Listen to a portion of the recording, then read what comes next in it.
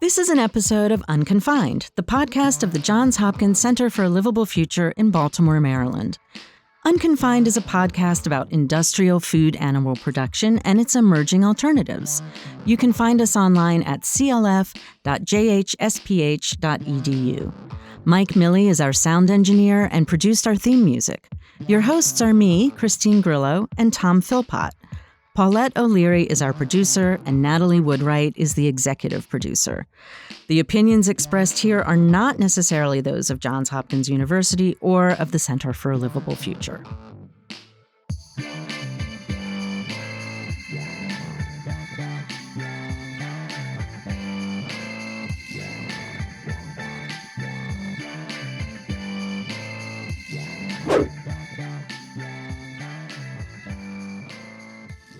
Welcome, everyone, to the latest episode of Unconfined Podcast. Our guest today is Michael Grunwald. He is out with a book called We Are Eating the Earth, The Race to Fix Our Food System and Save Our Climate. You may recognize his name from a NYT op-ed that came out back in January that got a lot of attention. Michael, I've known Michael sort of a kind of an online acquaintance for probably getting on 20 years, because when Michael was the staff writer for Time magazine in the mid-2000s, we both found ourselves writing a lot about the then nascent ethanol boom. And I think we had some, we developed some solidarity. This was before Twitter, so I don't remember how we were communicating, maybe by email, but I do remember having contact with Michael back in that time. Michael went on, you've been a staff writer for the Washington Post, most recently for Politico, is that right? Yeah, for Politico magazine. But now I'm just an unemployed guy. Now he's an unemployed guy with a book out, which is a pretty good place to be if you can pull it off. I was just looking at some articles I wrote right when my book was coming out during COVID and when I was a staff writer. But we're here, so Michael and I have some areas of agreement. We, basically agree on ethanol, and we have some areas of disagreement. And I think that's going to be sort of the foundation of our conversation here. But I wonder, Michael, if we can start by talking a little bit about the first section of your book. When I read it, so the whole first section of your book is about the ethanol debate in 2005, 2006, for the sort of second half of that decade. And it brought back a lot of memories because I spent so much time reporting on that issue and thinking about it and writing about it. And so did you. And we were completely defeated by reality. Like we, basically were saying it was a dumb idea. Meanwhile, it happened on this incredible scale. So why don't we start off, Michael, talk a little bit about that time and how you sort of came upon the main character of your book, Tim Searchinger, and a little bit about his analysis of what was going on with ethanol at that time. Sure. Well, first, Tom, I'm so glad that you're having me on, and your reporting back in those early biofuels days was so on point. I refer to some of it in the book, and I just really admire all the work you've done on this stuff, even where we disagree. Look, I've known Tim for 25 years. He's actually he used to be just a wetlands lawyer, and he actually gave me the tip that led me to look into Everglades restoration, which led me to write my first book about the Everglades, move to Florida, meet my wife, have my kids. So he's been a pretty important person for me. He then stumbled into biofuels when he was working on some of these agriculture and wetlands issues. And he essentially realized that the analysis of this stuff was they basically looked at, say, corn ethanol, and they'd say, well, how much energy does it take to make it? Okay. And how much fossil fuel, how much gasoline is it replacing? Okay. And then they just sort of assumed, well, that creates some carbon, but you're saving carbon from not using gasoline. And then you're growing the corn, and that's soaking carbon out of the atmosphere. So it's pretty good, even though it's kind of inefficient use of energy. But what Tim realized was like, wait a minute. But that corn was already soaking up carbon when it was growing food. And what he realized essentially was that all of the climate analysis of biofuels was ignoring land. It was as if you could take all 90 million acres of corn that we grow in the United States, instead of using it for food, immediately just use it for fuel, and it would have no impact on forests in the rest of the world. And that was obviously ridiculous. And so the sort of long story short is that once you did the math and actually looked at the effect of land use, that instead of ethanol maybe being about 20% better for the climate than gasoline, it was about twice as bad. And of course, once he was just a lawyer, but he was able to publish those findings in Science, which usually just publishes scientists. And he thought that would kind of be the end of it. Right? If you'd show, oh, this was all a big mistake. We shouldn't do this. It's going to tear down the Amazon. But of course, that is not, in fact, how the politics of farms and farm-grown fuels works. And we've been fighting it ever since. Yeah. So basically, the mechanism there is so in 2000, I think there was a law in 2005 and a law in 2006. It sort of upped the ante. And what they did was, this is under George W. Bush. They basically mandated that, more and more every year, this sort of staircase going up of the U.S. Fuel supply would be basically from corn-based ethanol. And so what you got was about 10%, if I recall correctly, of U.S. corn going into ethanol, in the early 2000s, which was already pretty dumb.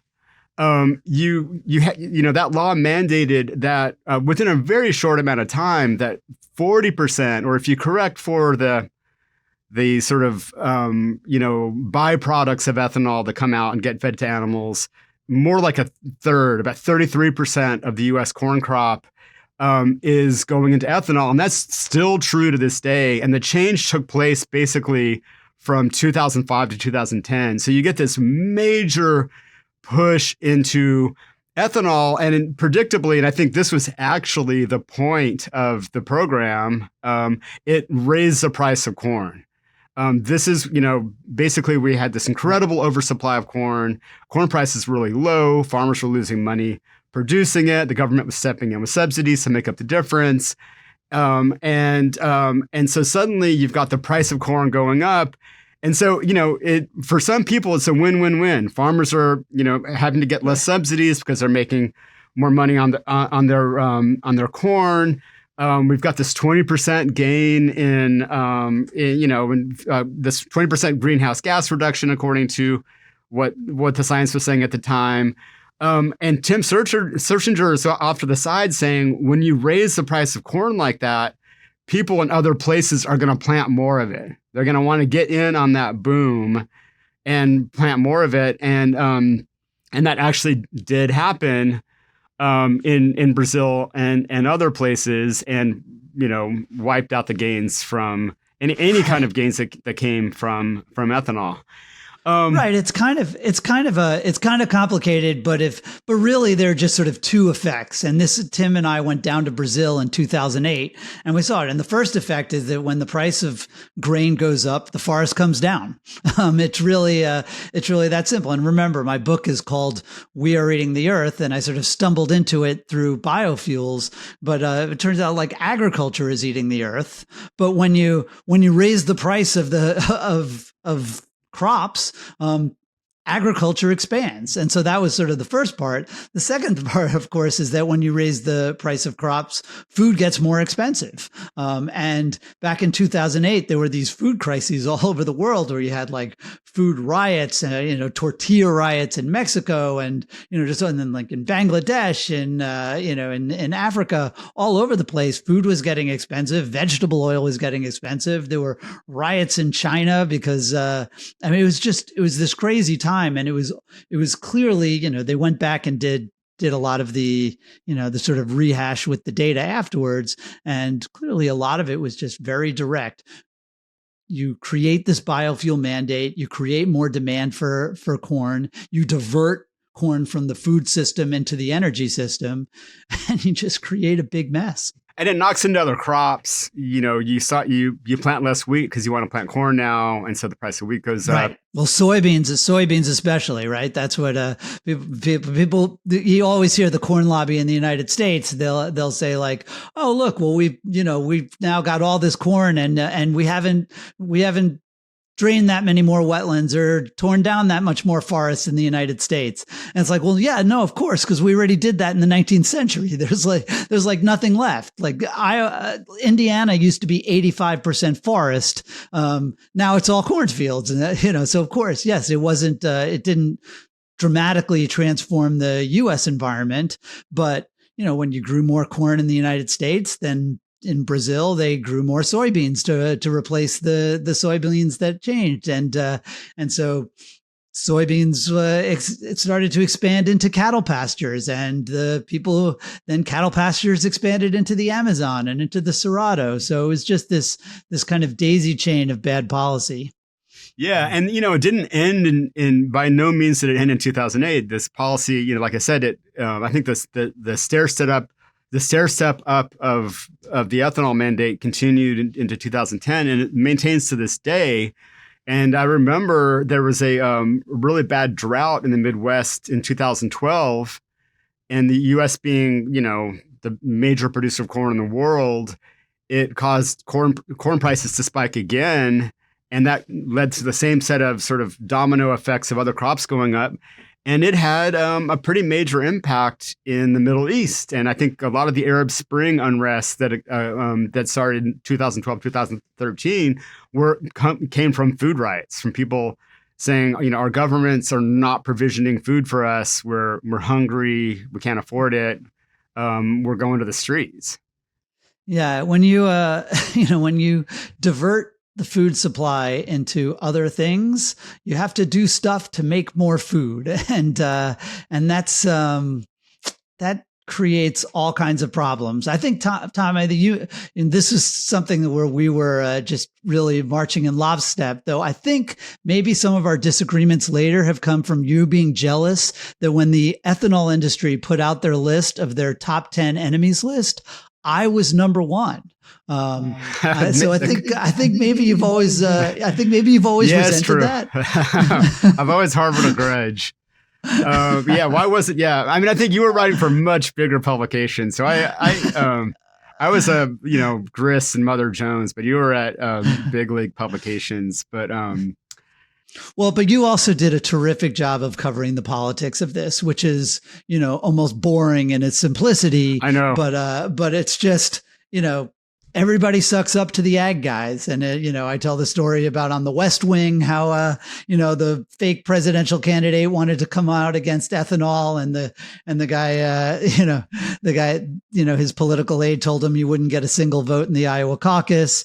It's just a bipartisan festival of consensus, where even I tell a story where Tim tried to convince John Corzine of New Jersey, a Democrat, a liberal with no corn farmers in his state, to try to do something about ethanol stuff. And his top aide said, "Look, Tim, he's got to worry about these farmers in Iowa." And Tim said, "Wait a minute, this guy was the head of Goldman Sachs. He thinks he's going to be president someday." And the aide said, "Tim, they all think they're going to be president someday." So there really is just this, ethanol is the people say Social Security is the third rail of American politics, but it's ethanol. And we're seeing it right now again as there's a bipartisan effort to get corn ethanol into airplanes, which is absolutely insane. But we don't have time for it in this conversation, but I do have a theory that this ethanol lobby is a bit of a paper tiger because, basically, very few people farm, like even in Iowa, the most ag intensive state, there are actually not that many farmers. And a lot of the farmers don't care that much about ethanol. And very few people work for the ethanol industry because they're basically giant distilleries without a tasting room, without a bottling room, without any of that stuff. And they're really capital intensive, and not that many people work in the ethanol industry or work as farmers. And when candidates go there, they feel like they can't touch that third rail, but I think they probably can. It's an interesting question. I just will tell one more quick story, which is that when Tim basically got forced out of the Environmental Defense Fund over his advocacy against ethanol because they wanted to suck up to farmers to try to get them to support cap and trade, which of course they didn't, and cap and trade didn't pass. But while that was going on, he decided he was going to be clever, and he set up a secret meeting with the pork lobby because his feeling was like, pig farmers, they feed their pigs corn, and so they don't want corn to get expensive either, so they can help fight these ethanol mandates. And basically, the pork lobby sold him out. They reported on him to his bosses, and they stood with the corn farmers. And it was partly because a lot of pig farmers also grow corn, but it's really because these farm guys really stick together, even when their economic interests, diverge. They are very smart about the politics because they realize like there are at least some farmers everywhere. They're loud, and if they all stick together, the Florida guys, maybe they just care about sugar, but everybody else will support them on sugar if the Florida guys will support the Midwesterners on corn and soy. And so it really is this kind of farm cartel that, when it comes to Washington. Yeah. And there were tensions with the meat industry at the time, but they didn't really rally against it. And one thing that I think is relevant to the later argument of your book, and also to our center, which focuses on industrial animal food production, and that is that if you look at the past, half century or probably longer of U.S. Per capita meat consumption data, there are very few times in the past half or half century or century where it dips, and one of those times, and I haven't looked recently enough to say if it's the only time, but one of the very few times was basically, 2008 or 9 to 2014 or 15. And, two things are going on. There's a recession, so people have less money. And also because of this ethanol boom, meat got more expensive. And so consumers started to look for other things to eat. And you saw this nudging down of per capita meat consumption. And I think there's a lot of analysis at the time. Oh, maybe the vegetarian message is getting through. Maybe there's this shift in consciousness, and then the economy snaps back. Corn prices go down, oversupply returns because that's what U.S. farmers do. Even with the ethanol mandate, there's still massive oversupply now, and meat consumption starts inching right back up. I am gonna have to push back just a little because it really was a short blip, and it really was associated with the Great Recession. And there really is, and like you said, that was the only blip in a very steady increase of meat consumption over time.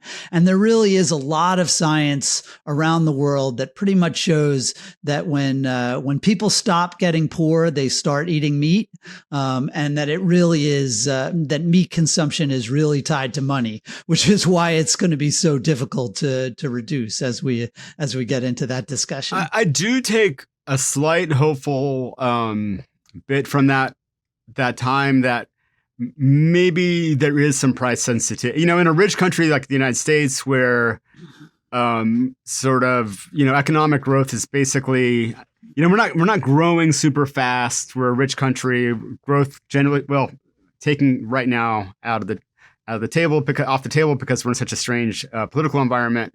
But our growth is fairly steady. It isn't like we have a lot of people getting richer right now. We're not China. And I think there is evidence that there might be some price sensitivity. So something like a meat tax, which is politically off the table, could, nudge things down a little bit, possibly. But that's I mean, I'll tell another story from my book, which is a Democratic pollster told me that that taxes on meat were the least popular policy he has ever surveyed. Okay. He said it was like veterans benefits for ISIS. Okay. And in fact, he told this is true. He quote. used to. I don't think I actually put this in the book, but he used to do when you're a pollster and you pay people to take a survey, you give them $10. Often they'll just do like, yes, yes, yes, yes, yes, yes, yes. So the pollster, sometimes they put in a control question to make sure that people are really answering them honestly. And he used to use, should the government fund statues for Nazis? But he started to get some pushback. Like, people thought it wasn't a serious poll, or they would just complain. They thought it was offensive. So he ultimately changed that to, should we have taxes on meat? He thought it was just as crazy. Yeah. It was another one of those 95-5 issues that if somebody says yes to that, they're probably not paying attention. Yeah. So this is going to be really hard politically. I think what we're both saying. Yeah, it's a non-starter in our imagination, like in a world that we can imagine right now. It's not going to happen. Yeah. Well, and then to bring it back, I mean, we talk, like, we're both obsessed with these biofuel problems, and the world uses an area the size of Texas to grow biofuels, which is crazy. Imagine if that land was back to forest. I mean, you'd really reduce some emissions. But we use 50 Texas's worth of land to raise livestock. The book starts with this biofuel story as a way of, this is how Tim figures out that land is super important, and land is a huge climate catastrophe. But livestock is 50 times as bad as biofuels. And as we both know, biofuels are really bad. Yeah. All right. Well, let's jump into the meat of your book, pun fully intended. So just sort of tell us the argument, like what do you think we need to do with our food system? Sure. Well, the argument is that we are eating the earth, right? We now, and agriculture is eating the earth. 2 of every 5 acres of land on earth are now agricultural land. And by comparison, people talk about urban sprawl, right? Well, our cities, our suburbs, our highways and driveways, basically all the land we use every day, that's 1%, maybe heading towards 2% of the earth's land. Agriculture is 30, 40 times as big a land use. And so, it's getting worse, right? I think energy is still about 2/3 of our climate problem. But we kind of at least know what to do about that. We got to electrify everything and then use clean electricity. And we've even started to do that a little bit, even though obviously not fast enough. Our food situation, even if it's only 1/3 of the problem, of the climate problem, it's most of our biodiversity problem. It's a huge part of our water problems, and it is getting worse. We're on track to deforest another 2 Indias worth of land by 2050 to feed the world. And we just can't do that. That's coming right out of the Amazon. It's coming out of the Congo rainforest. We are currently, bulldozing a soccer field worth of tropical forest every 6 seconds. It's no bueno. And so essentially, to wildly oversimplify the argument of the book, is that we need less land intensive diets and less land intensive agriculture. We're going to need to eat food that requires less land, which, the sort of spoiler alert is that is mostly beef and lamb. Ruminant meats are incredibly inefficient. We use about, beef is about 3% of America's protein, and it's about half of America's farmland. So it's that's on the demand side. We need to waste less food, use fewer biofuels. That's important, but it's really a beef and lamb problem. And this is where I know you get a little upset. On the supply side, we need to make more food with less land and fewer emissions. I did write in the New York Times that kind of makes industrial agriculture somewhat inevitable. I'd like to see a much greener industrial agriculture that makes less of a mess. But I should step back and say that what I'm really pushing for is high yield agriculture. And I'm open to the idea that, regenerative practices, organic practices even can provide high yields. And I saw it in Brazil, where I visited some ranches that were using some industrial processes, and they had feedlots and they were fertilizing their pastures, but they were also doing no-till and planting cover crops and integrating their livestock with their crops in ways that regenerative guys would love. So I'm not necessarily saying like we need to have these, horrible factory farms. I recognize the problems with them, that are, the way they treat their animals, the way they treat their people, the way they poison our air and water, the way they poison our politics, the overuse of antibiotics, the potential pandemic risks. These are all real problems that I'm not trying to hand wave away. But agriculture's big job over the next 30 years is it's going to have to make more food than it's made over the last 12,000 years, because there are now 8 billion people. We're heading towards 10 billion. And I take that really seriously too, because people need to eat. And honestly, we're pretty good at feeding the world, but feeding the world without frying the world is going to be a real problem. And we can't just keep cutting down trees to make more farmland and make more food. Yeah. So one of the ways that I read the Times piece and then read the book, I got an advance copy and finished it really recently. Thank you for your service. Okay.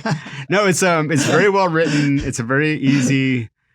I mean, maybe for an ag nerd like me, I couldn't get enough of it. I can't speak to the general. I am not the general public, but I found it to be a very easy, fast read. Thank you. That's what I want people to be entertained. I mean, I want them to learn stuff, but hopefully they'll get through it. I want to see if this characterization, first of all, if it resonates with you. I put it in the tradition of this intellectual tendency that I think is gaining a lot of ground right now, called eco-modernism. Would you agree with that? That's an interesting question, and I think it's probably eco-modernist adjacent. I think is fair. Look, I mean, I think we all know that these, like the breakthrough guys who I have, and I think they've done a lot of really good work on ag.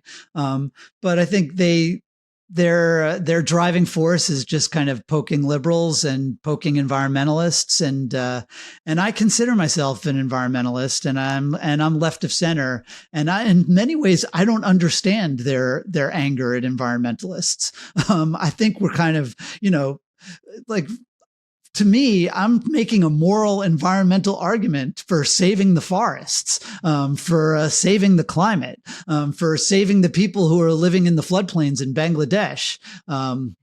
So to that extent, I find their emphasis bizarre. But to the extent that they are looking at land sparing, I think that is something that I think is really important. The idea that when you use fewer acres to make food, that if you can make more food per acre, you need fewer acres to make food. And that basically there is a competition right now between farms and forests. And so I'd like to see, and like I think many of the eco-modernists, I'd like to see us use less of the earth for making food. And that is going to require more intense forms of food production. Yeah. Okay. And so you mentioned the Breakthrough guys. That's the Breakthrough Institute, which is a think tank that puts out a lot of work on both energy and food. Everyone should look them up, and they do sometimes have a caustic vibe. And I have clashed with some of their folks over the years. I used to fight with them about solar all the time. Yeah, I would be like, "Solar's awesome." Yeah, they're not big solar guys. But the basic philosophy, I think you just kind of laid it out. You lay out what I would say is the most thoughtful form of this idea that I've seen, because you acknowledge some of these problems. But the idea is, what we have to do is contain agriculture on as small a space as possible. And when we do that, we'll have land that we're able to rewild. And that rewilded land can then absorb carbon. And so the first point I want to raise that you've kind of already gone into, and you don't want to hand wave it away, and I get that, but like intensifying beef production and sort of keeping it as intense as it is now, and intensifying it even more. And you talk to a beef farmer in Colorado who, says his cows are really happy and he takes care of them really well, but he's got them in this sort of feedlot situation. And then, you can see that with the way we do hog production, the way we do chicken production. In 2020, so my book came out in 2020, in August of 2020, right in the middle of the pandemic. And my book was sort of, bad news about the way we're growing food. And I don't think a lot of people wanted to hear about that in August of 2020, the election's going on.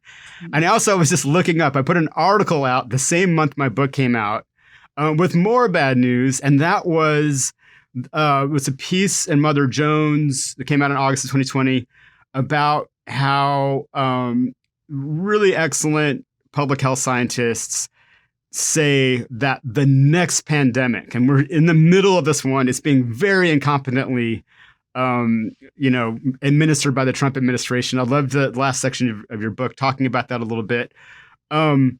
And I'm out here with this piece saying that the next pandemic is inevitable and is almost certainly going to happen. It's a numbers game, and it's probably going to happen from industrial hog production. And I quote a couple of really great scientists who probably don't agree with me on anything and they're not agriculture types, they're public health people. Richard Webby, a professor of infectious disease at St. Jude's Children's Hospital, and he is the director, or at least was at that time, of the World Health Organization's study about influenza, his sort of working group on influenza in animals. And he said that another pandemic occurring at some stage of the future is exceedingly high. The chances it'll come from some sort of farmed animal, my personal opinion, that's high as well. And then there's a guy, Gregory Gray, who I think is now at Texas A&M. And Gregory Gray refuses to criticize the meat industry. He does not want to say eat less meat. He thinks that they're too powerful, and that's not the way to go. But he also thinks that his biggest worry for the next pandemic is an influenza A virus that originates in pigs. Hands down, is the most likely thing to happen. And I guess my point in bringing this up is that I wonder if the idea of containing industrial agriculture is possible at all. And we could go through other things like that you do address in the book, if you're going to grow a bunch of feed crops, for these animals, to put them, in this giant feedlot in Colorado, you're growing corn and soybeans really intensively. You're probably, as you make clear, over applying nitrogen to get maximum yield. That nitrogen is then gonna volatilize into nitrous oxide, this incredibly powerful greenhouse gas, but it's also gonna get into the water as nitrate. And we're seeing in a place like Iowa, a cancer crisis happening in Iowa. So we're not containing industrial agriculture. In fact, Iowa's got the fastest growing cancer rate, second highest cancer rate in the country after Kentucky. And there's growing suspicion that the EPA's level of nitrates at 10 parts per million isn't protective of these cancers. And as this nitrogen load just continues and gets heavier, that is causing this public health menace in this place. And another one is, antibiotic resistance that you mentioned. We saw the poultry industry pull back from using so many human relevant antibiotics, but we are not seeing the pork and cattle industries doing this. And, overall antibiotic use is down a little bit in these factory farms because of poultry, but it's still at this incredibly high level. And, antibiotic resistant pathogens are another way that containment of this kind of agriculture seems to me to be a bit of a pipe dream. And I wonder what you say about that. Well, you give me a lot to think about. Well, look, like all of this is pipe dreams, right? I mean, transforming industrial agriculture into this global agroecological paradise is also a pipe dream. To me, the problem with that pipe dream is that it isn't going to feed people, and so we're going to end up tearing down the Amazon. All of this stuff is really hard.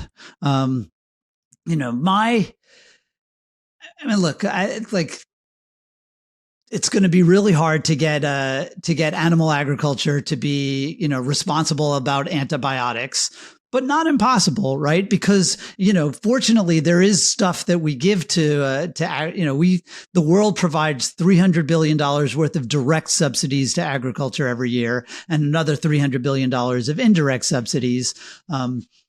Ag has a lot of power, but we've seen in Denmark that it is sometimes possible to get them to come to the table and have a kind of grand bargain where we will help you grow more food, but you're going to have to do it in less land and you're going to have to make less of a mess.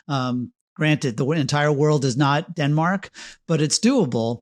And I do think on these agricultural issues, on these environmental issues, I again don't want to downplay, some of the, particularly on the water pollution stuff, and water usage stuff, that there have been real problems with industrial agriculture.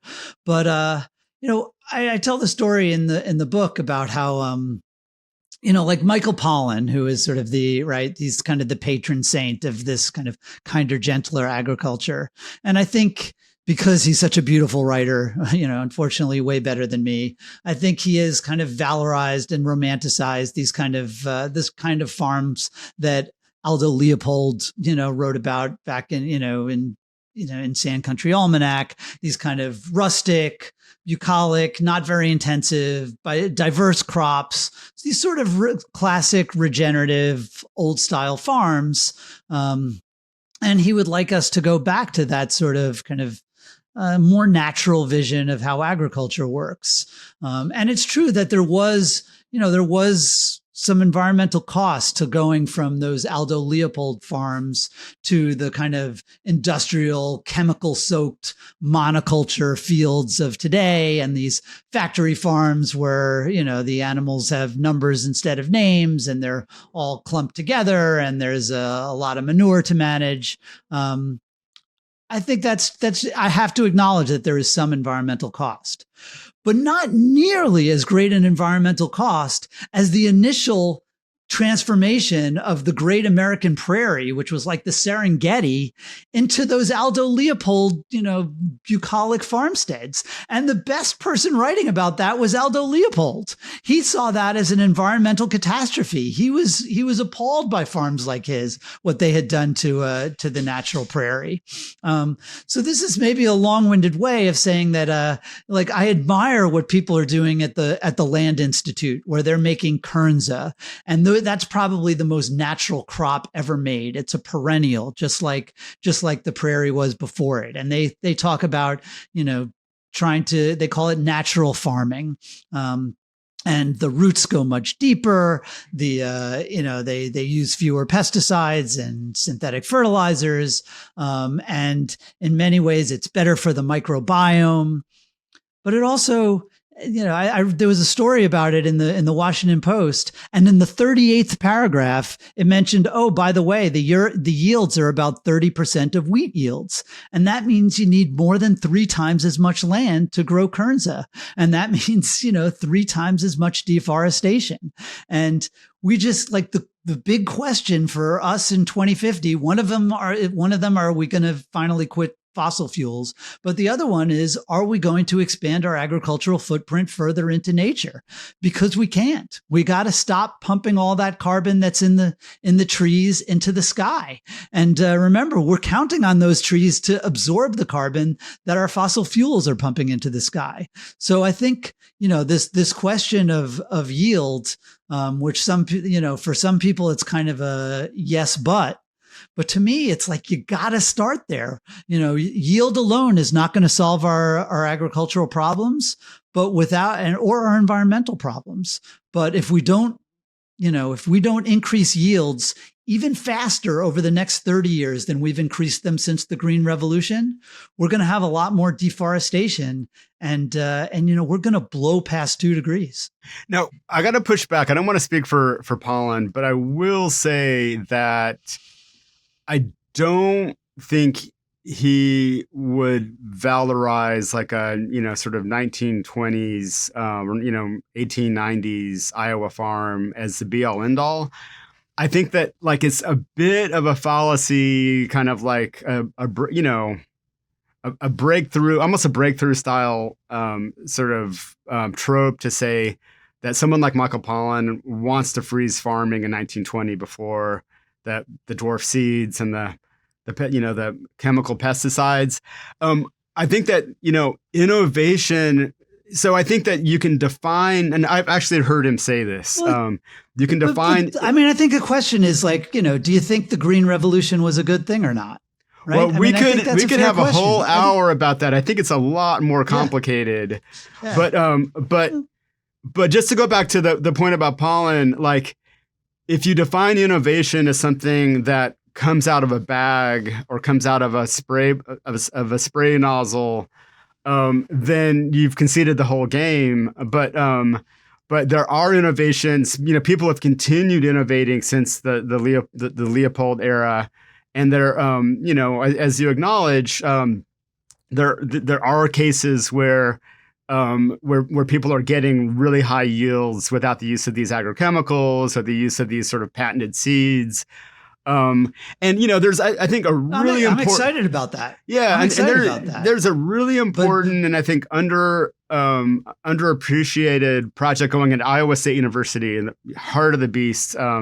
This is a Matt Liebman lab, although Matt Liebman is now emeritus. He's a professor of agronomy at Iowa State, but his lab continues. Have you heard about this research? I don't think so. So he's doing, he's got these plots, and I've actually visited them, where he's doing, he's got corn and soybean plots that are, conventional, GM corn and soybeans, conventional pesticides and stuff. And then he's got plots where you just add another crop to the mix. And I think that, like basically oats plus clover, and those would be forage crops. And the clover, it's a nitrogen fixer. The oats provide biomass and carbon. And what he finds, you should look up this stuff. There's a really important paper that came out in PLOS One in 2012, and there's been a bunch of papers generated since. What he finds, that by adding just one crop to the mix, the overall yield of the fields actually increases a little bit, if I recall correctly. It definitely doesn't drop.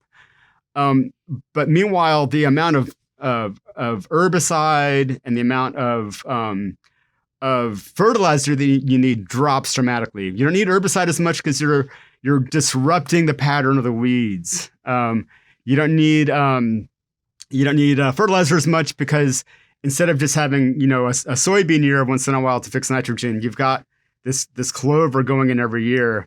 And then he widens it to 4 instead of just 3 crops in rotation and finds even more gains. And this is the kind of thing. Now, one of the things that I write about some of these kind of things. I mean, there there are grasses in Brazil that they're experimenting with, mostly nitrogen fixing grasses and shrubs, that can dramatically improve cattle yields, beef yields, dairy yields. So I'm trying to bang my spoon on my high chair saying that we need more of this stuff. Now, there was something but you also have to be like, you saw what happened in Sri Lanka, where they said, okay, we're not going to use chemicals anymore, and immediately yields crashed. Now, you didn't read my article about that. I did a Mother Drones article about that, pushing back, because the Breakthrough guys did some, they did some somersaults about that and said, this is what happens when you go organic. But the context of the Sri Lanka story was crazy. And I know that I'm about to get a text saying you guys are going way off track. But so here's what happened in Sri Lanka. So in Sri Lanka, it wasn't all about, I know that it wasn't all about, well, they had a huge economic crisis. I believe this was around the Russian invasion of Ukraine, or was it before that? But they're having a big economic crisis. They're having a huge foreign exchange crisis. And they had been subsidizing fertilizer in the country for rice and tea is their big export crop. And they had a prime minister or a leader who had some sort of Trumpy kind of tendencies. And in response to this foreign exchange crisis, he literally, I think it was during that, when fertilizer prices spiked after the Russian invasion of Ukraine, he was like, basically, we're going organic. That's it. And we're, no more subsidies. We're not passing out fertilizer. Go do your thing. And yields crashed, and it exacerbated a hunger crisis. But that's not how anybody would do that. And it doesn't end up being the example that it sounds like at first. It was not a planned thing. Look, there's a certain extent of, look, it's not a perfect example, but it's also, there's a little bit of, I've talked to sort of some people in agroecology world about this. And I do think there's a little bit of, communism has never failed. It's just never been properly tried. I think there has to be an acknowledgement that, pesticides and herbicides and synthetic fertilizers all have, there have been some costs to them. They've, there's like fertilizers are responsible for the dead zone in the Gulf of Mexico and the algal blooms in the Great Lakes, and pesticides, create, toxic problems of their own. But the thing is, fertilizers do help things grow, and pesticides do help, kill pests that are bad for crops. And to me, I think people when I say people are hand waving this away, what I mean is they're hand waving away the numbers games. And to the extent that they're focused on yield, I'm all for it. But to the extent I hear this a lot, and it's mostly from people in this world, it's that we don't need more food. We just need to do a better job distributing the food, or we just need to waste less food, or we just need to all go vegan.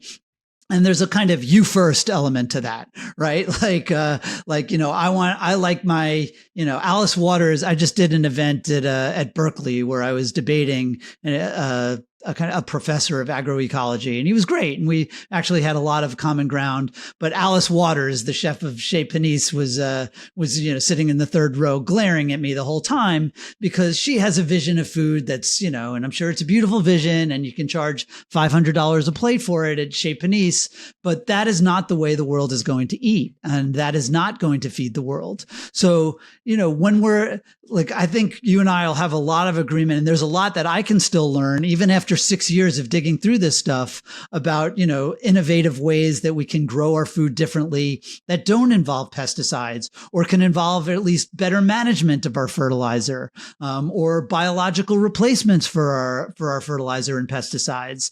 And I'm going to say, I'm going to be right behind you, waving the flag and saying this is awesome, because that's a way of making more food with less land. It's when people are saying well, no, we can make less food with more land, but we're just going to do kind of nicer things on the land. That's where I'm that's where I get a little bit, if not completely off the train, where I say hey, the really good use of land from an environmental and carbon perspective is leaving it alone. And the reason we farm is because we need food, but we shouldn't delude ourselves that that's going to be like a great environmental win. Okay, let me open up another can of worms. So one of the assumptions I feel like underpins this idea that you're just laying out and the Breakthrough Institute is that when you raise yields, you spare land, you spare resources, and I think that that's a wrong assumption. If that is so, yeah, and you do address it really late in the book in a paragraph, but it's kind of hangs over the book. Well, because it is, what I would say is high yields globally are a prerequisite for sparing land. So necessary, but not sufficient. You are not going to spare land unless we increase yields. If we don't increase yields, we're going to have a deforestation disaster. And if we don't increase yields a lot, and of course with climate change, that's going to be a drag on yields. So we're going to need to come up with some cool shit. That said, it is true that if you're a farmer in Brazil and somebody, figures out a way that you can double your yields, the first thing you're going to do is be like, awesome. Now I'm going to cut down more forest and grow more food. And that is a huge problem. To me, that's a policy problem. And again, all of this policy stuff is hard. But since we haven't even tried, certainly at the international level, I think the policy has been such a disaster. What you need is to condition it. Think of a better way. What you need is to produce and protect, and they have to go together. Right now, the international approach is to kind of say you're going to protect and occasionally maybe throw a little bit of money. But the idea that, we're just going to, put a fence around these forests and say that, they're protected forests and therefore they won't get torn down. But the fact is, if people need to make more food, they are going to tear down the forest. There has to be at a large, on a national scale, there has to be you will not get your money to help you increase your production if you do not make sure, not just say that we're going to protect these forests, but make sure that they are protected, that there has to be real strings attached. And people will say that is a pipe dream. And I think that is fair. But it's sort of, I think it's like, what they said, it's like the worst idea except for all the others. Yeah. Now, so I think what we're kind of like talking about here, economists have a phrase for it called the Jevons paradox. And that is when is sort of under capitalism, under a global market, when a process gets more efficient and cheaper, there's an incentive to do it more and pocket those profits. And I think we see that rebound effect. Yeah. Yeah. And I was just looking at, you talk in the book about, there's a section in the book where you talk about how, like in the Central Valley of California, which actually is a more dairy-intensive area than Wisconsin. We produce more dairy in California it's the number one dairy state now, and most of it takes place in a few counties in the state. Like I said, contrary to the license plates. Right? Yeah, and there was a reduction in the cattle herd and an increase in milk production. And that is true, but I'm just looking at, from a climate perspective, I'm looking at a chart that I'll probably put this in because I always do a little article. We do a little article along with the podcast, and I'll get this chart in the article. I'm looking at the U.S. Dairy, it's this cattle inventory. It's all cattle and calves, so it's dairy and meat. And we see a reduction from about 98 million in 2000 to about less than 88 million in 2024. So we see this reduction in the cattle herd. But if you look at EPA stats on methane, and we all agree that methane is it's this incredibly potent greenhouse gas. It doesn't stay in the atmosphere long, but it heats the world up really fast when it gets out there.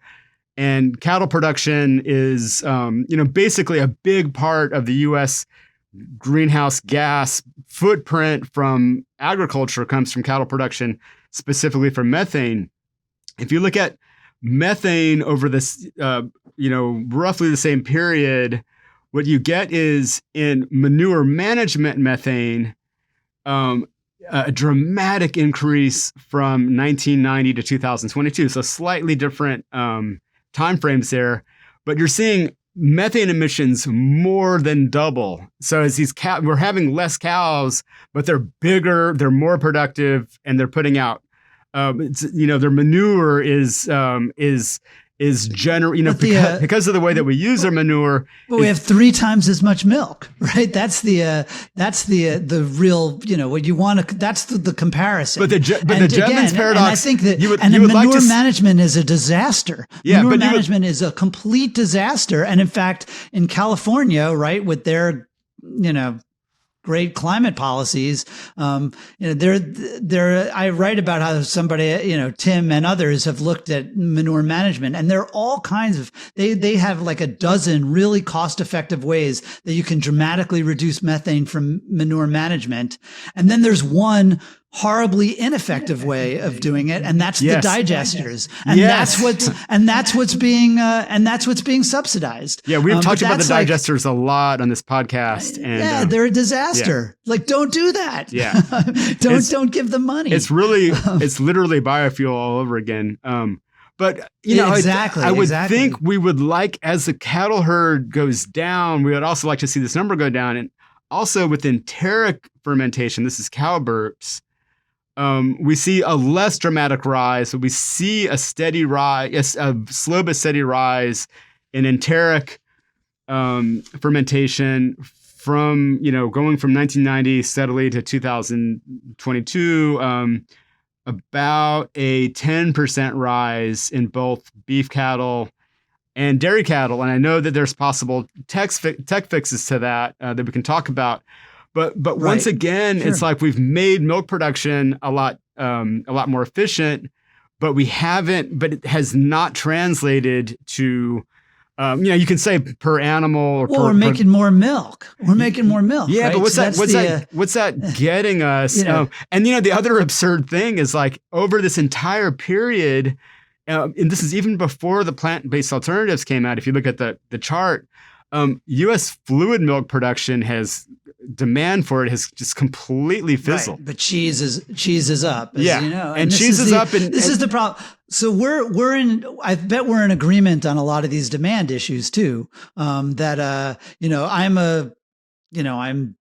think we absolutely need to try to reduce the carbon intensity of our diets. And a lot of that has to do with, starting with way less beef, less food waste, less dairy as well. I'm more of a fan of some of these, or at least a fan of the idea of these plant-based and cultivated options, that, the alternative proteins. Like, I really wish them well. I think there should be, I think we should be investing in trying to make them better and cheaper, because right now, mostly they're not good enough or cheap enough. So people aren't adopting them. So they aren't having the environmental impact we'd like to see. But again, I think, I think a lot of people who don't like industrial agriculture, or industrial dairies, they kind of say, like, well, we should just drink less milk and eat less cheese. And then, that would make it an easy, make this a much easier problem.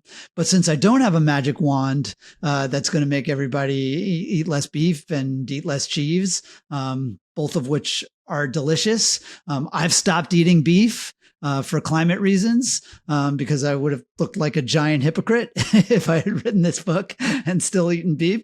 But I miss it. It's hard. And I still eat cheese, and I eat chicken, and the chickens are treated even worse than the cows. So these are hard problems with a lot of trade-offs. What I'm really arguing in this book, part of sort of the meta argument, or the overarching argument, is that we got to grapple with this stuff. There's not going to be a silver bullet, that we can't just say, like, well, I like, if we just do, the kiss the ground, common ground approach, which is just like, oh, we're going to, if we just take better care of our soil and farm this way, climate change is going to go away. I mean, that is bogus. That is just, it's not an answer. It is not dealing with the problem. I don't care how many celebrities are in that movie.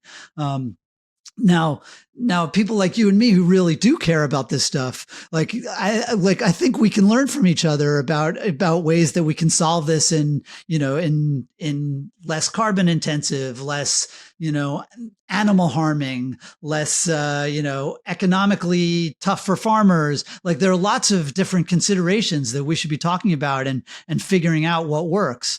But really the reason I wrote the book is because there hasn't been a lot of grappling with what works. Yields on the crop side and the livestock side have tripled since the Green Revolution. And we've still lost about a South America worth of forest and wetlands.